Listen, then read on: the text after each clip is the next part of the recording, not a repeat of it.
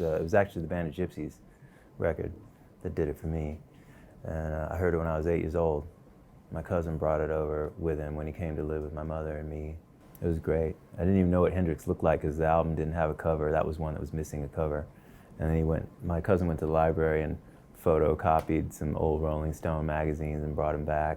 I was like, whoa, he looks like us. Oh my God. And my own bastardized version of Voodoo Child's Slight Return. So instead of doing the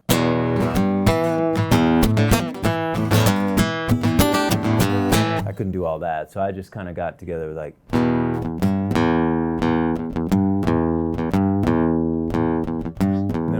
the octave, that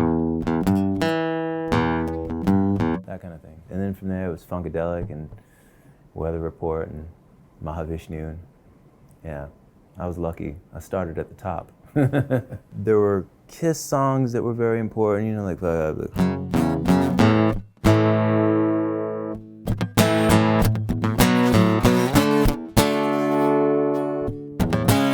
things like that. As I alluded to earlier, Ace Frehley was important because as much as Hendrix was like this sort of shaman, kind of ethereal being that was no longer living, and just everything that you could want in terms of someone that would capture your imagination and be like this remote, mysterious figure that you could never truly get to know. Ace Frehley was in the here and now. And he's the spaceman, so he's this sort of ethereal figure as well, but the music was a bit more approachable for a rudimentary player like myself. And so, you know, just things.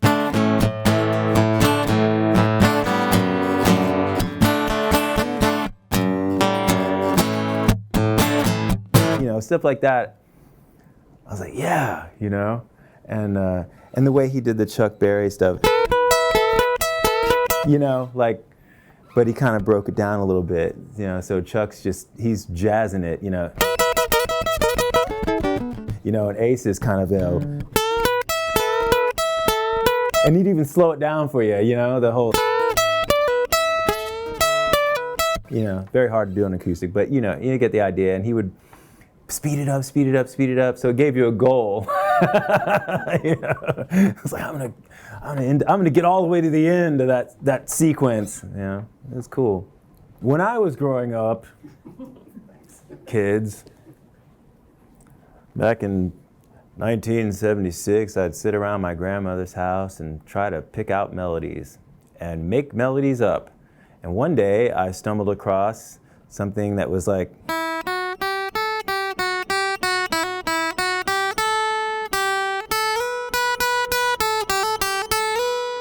and I made it up myself, and I was really proud of it. And I yelled to my Nana, I was like, look what I just did. And she said, oh, that's amazing. The first thing I ever wrote that I could tell made an impact on my scene, on my community, was in the early hardcore days in my group Neon Christ. And, you know, I'd written a bunch of songs, we'd put out a record. I was kind of the songwriter of that band or whatever, and it was mostly thrash stuff. It's what you do. You're 15, you want to play as fast as you can and as much adrenaline. And then one day, I wrote this thing that was called A Knife That Cuts So Deep. Bit of a departure, bit of a broken-hearted teenage love song, if you will. And it was like a...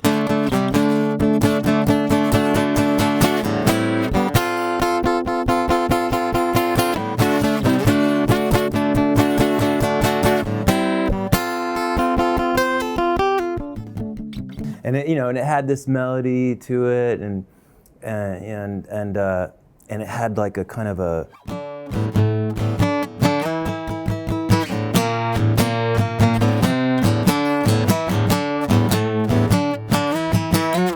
you know, there were things like that on the guitar, sections like that had a bit more musical ambition to them, and the lyric was really heartfelt, and people started learning the words, and this is when we didn't even have it on a record, so that was great.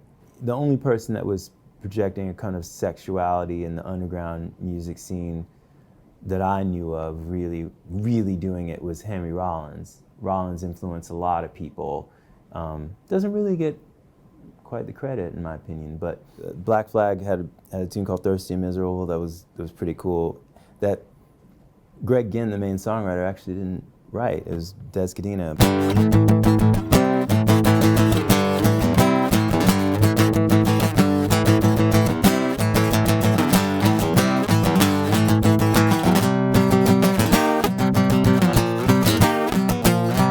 That was killer. Greg obviously has a million tunes that are killer. You know, I mean, Rise Above is great, you know.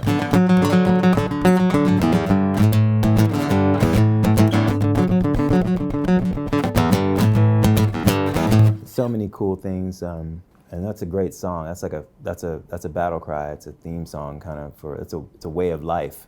But I think you know, pre-punk or whatever, one of the greatest riffs that could have been like a punk song, but wouldn't be classified that way is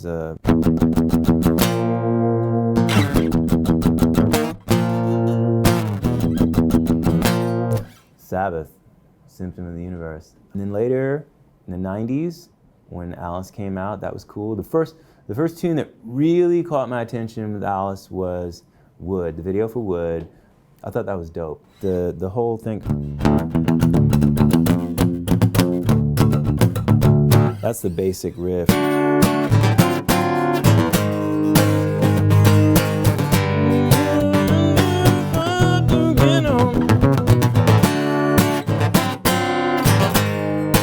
That was dope. I thought that was really cool.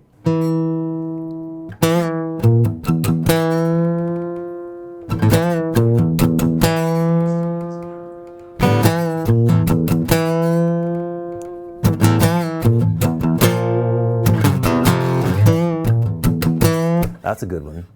That's off our last record, Rain or Fog. That's one of mine. Cantrell has this thing.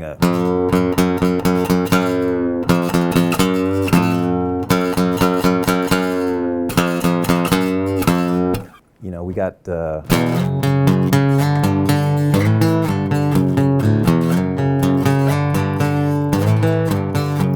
That's one that's cool.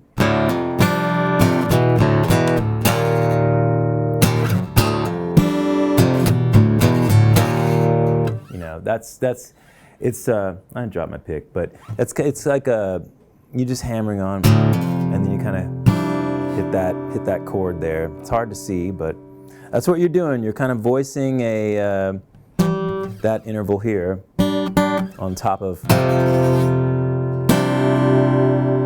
what I guess would be an F chord, since we're in drop. So that's you pivot it down.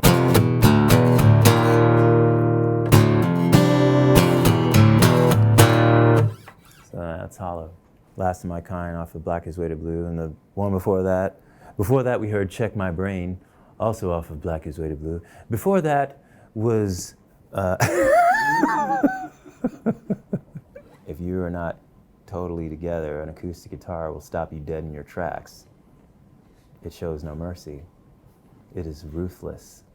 Having said that, there's a song called Till the Light Guides Me Home on my record, it's first single, and I dig it. It's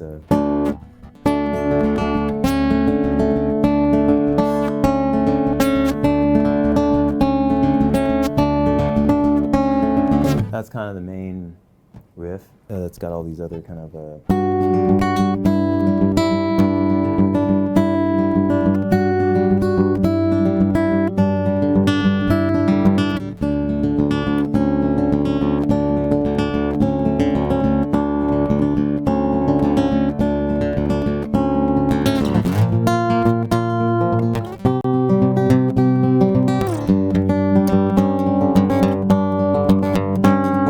so it's got all these sections to it. Obviously, finger picking, and I'm the worst finger picker in the world, so it's always like, good God, what have I done? But yeah, it's that song was a departure, and it was definitely a little bit of I would call it a breakthrough as a songwriter. Want to use that cliche, breakthrough to what? I don't know. Maybe the breakthrough to the truth, I hope.